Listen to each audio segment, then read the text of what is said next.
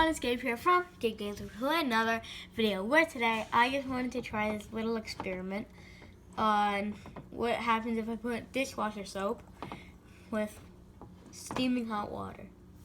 So let's take a look.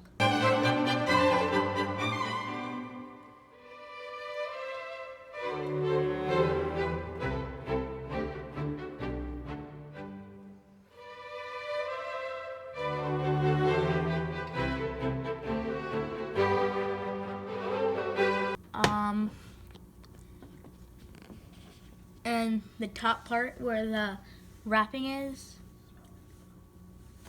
is bubbling.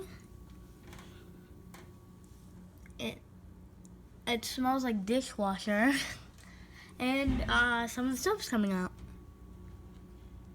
That's good, I think.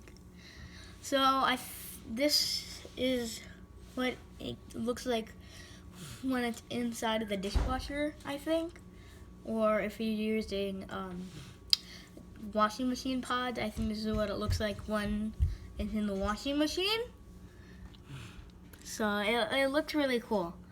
All these little things, you can see the soap coming off of it and spreading around. So it's really cool.